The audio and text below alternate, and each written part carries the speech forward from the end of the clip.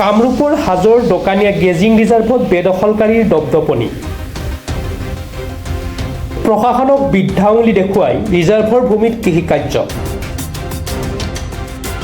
কামৰূপৰ হাজোৰ দোকানীয়া গেজিং ৰিজাৰ্ভত পুনৰ অবৈধ বেদখলকাৰীৰ দপদপনি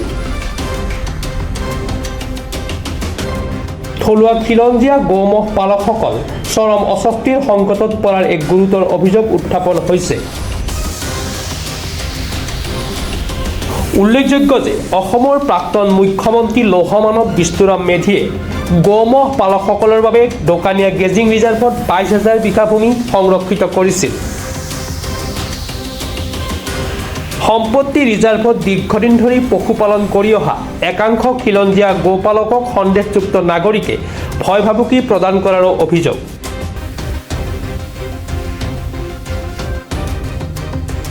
প্ৰাপ্ত অভিযোগ মতে হৰি দাস নামৰ এগৰাকী খিলঞ্জীয়া মহপালকে নিজৰ মহকেইটা দোকানীয়া ৰিজাৰ্ভত চলাবলৈ নিয়াত বাধা প্ৰদান কৰে আশ্ৰাফ আলী ওৰফে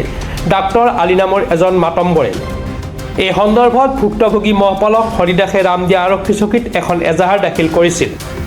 ৰিজাৰ্ভ সংৰক্ষণ সমিতিৰ সম্পাদক ঘনশ্যাম মালাকৰৰ অভিযোগ অনুসৰি নিজকে তথাকথিত RSS বুলি দাবী কৰি অহা এজন যুৱকে নিজৰ ব্যক্তিগত স্বাৰ্থ সিদ্ধিৰ বাবে আব্বাছ আলীৰ সৈতে চক্ৰান্ত ৰচিছে এই যুৱকজনৰ সক্ৰিয় সহযোগতে আব্বাছ আলীয়ে খিলঞ্জীয়া গৌমহ পালকসকলক ফোনেৰে ভাবুকি প্ৰদান কৰি অহা বুলি খিলঞ্জীয়া মহ পালকসকলে গুৰুতৰ অভিযোগ তুলিছে আপোনাৰ তেখেতসকলে যি হেৰিটো দিছিলে আমি যি ডিচিক যি আমি হেৰি দিছিলোঁ তেখেতসকলে ক'লে যে এইটো যিহেতুকে এতিয়া আইনী হেৰি হৈ আছে তাত আইনী প্ৰক্ৰিয়াত আছে এইটো বস্তু এজ ইট ইজ হিচাপে থাকিব আৰু যিহেতুকে আপোনালোকৰ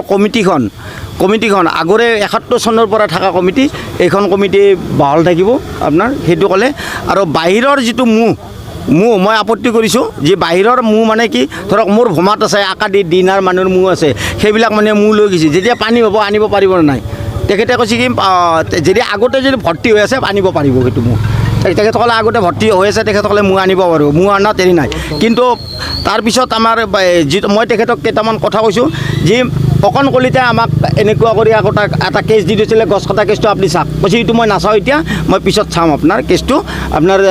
হেৰি কেছটো চাম আমি পিছত আপোনাৰ হেৰি কৰিব আৰু তেখেতে মোক কৈছে কি আপুনি হিচাপ নিকাচখিনি মই দিব মই ৰেডি হৈ আছোঁ আপোনাক দি দিম আপোনাক কৈছে কি আপোনালোকৰ কমিটিখন কোনে পাতা বোলে ৰাইজে পাতা কমিটি আমি নিজে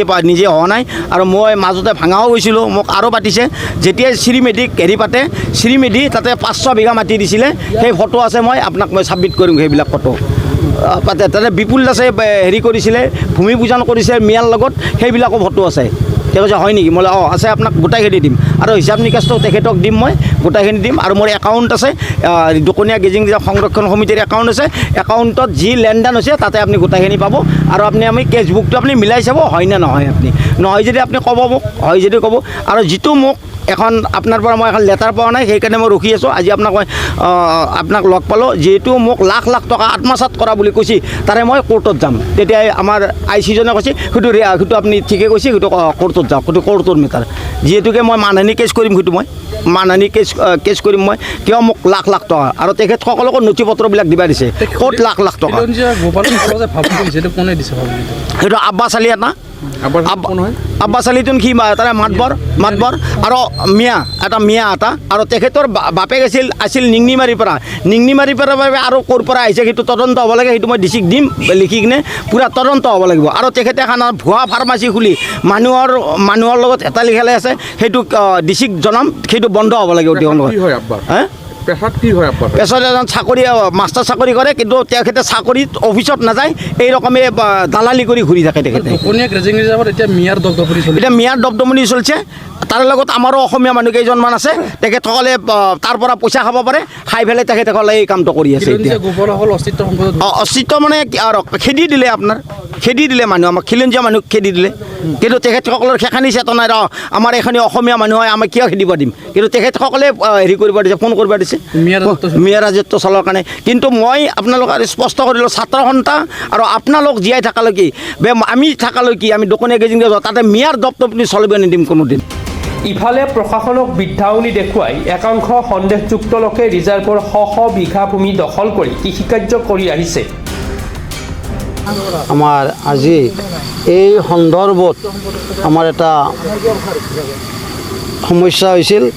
আজি কিছুদিনৰ পৰা এই সমস্যাটো সম্পৰ্কত আমি স্থানীয় গো আৰু ম'হ পালক ভাই বন্ধুসকলে আমাৰ ৰিজাৰ্ভৰ কমিটিৰ ছেক্ৰেটাৰীয়ে হিচাপ পাতি বহু বছৰৰ পৰা কিমান বছৰৰ পৰা ঘনশ্যাম মালাকৰে আজি বহু বছৰৰ পৰা কিমান বছৰ এটা পৰিমাণ দিব নোৱাৰোঁ,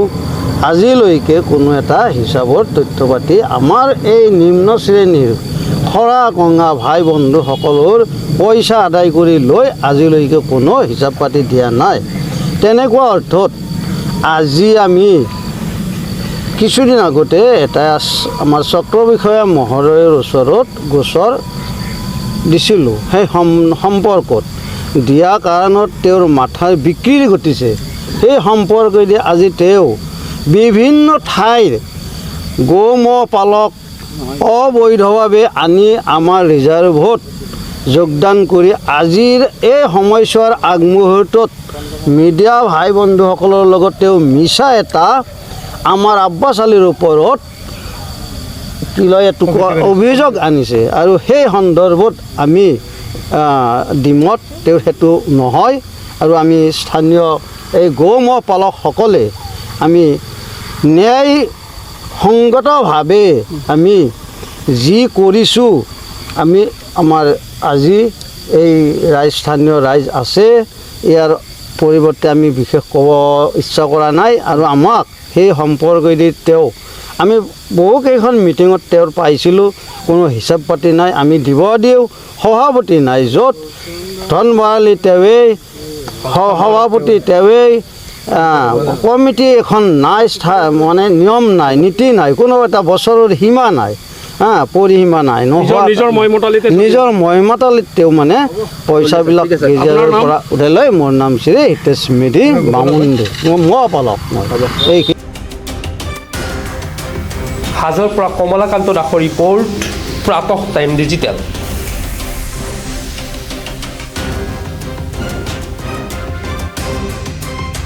শদিয়াৰ পৰা ধুবুৰীলৈ, বৰাকৰ পৰা ব্ৰহ্মপুত্ৰলৈ সকলোৰে মাজত চিনাকি এটা নাম প্ৰাতঃ টাইম।